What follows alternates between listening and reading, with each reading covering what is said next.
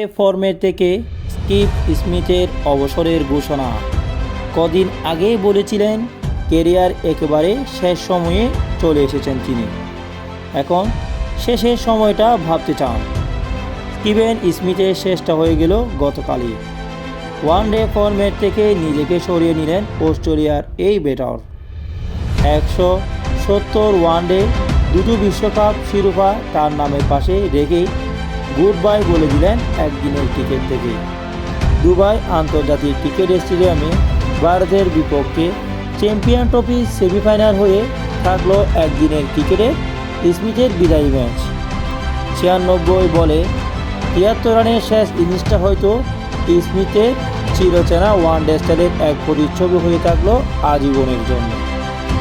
35 বছর বয়সে 170 ওয়ানডে ম্যাচে 5800 রান আর 27 উইকেট নিয়ে শেষ হলো একদিনের ক্রিকেটের অধ্যায়। সময়ের অন্যতম সেরা ব্যাটার, প্রজন্মের সেরা চারজনকে নিয়ে বহু প্রচলিত ফেয়ার ফোর এর একজন ছিলেন স্মিথ। টেস্ট আর টি-20 ক্রিকেটে এখনও নিজেকে ধরে রাখলেও বিদায় নিচ্ছেন ওয়ানডে থেকে।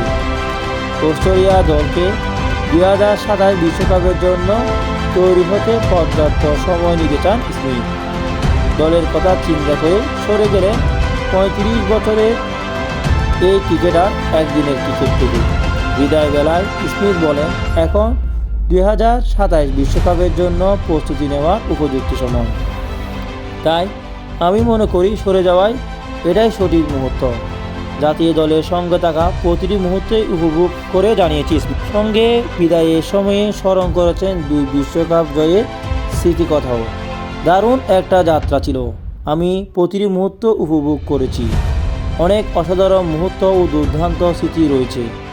2টি বিশ্বকাপ জেতা ছিল একটি বিশাল অর্জন। সঙ্গে ছিল অসাধারণ সব সতীর্থ যারা এই যাত্রায় আমার হয়ে সঙ্গী ছিলেন।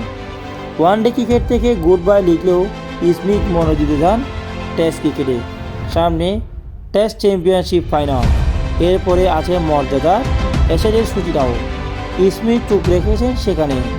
টেস্ট ক্রিকেটে এখনও আমার সর্বোচ্চ অগ্রাধিকার।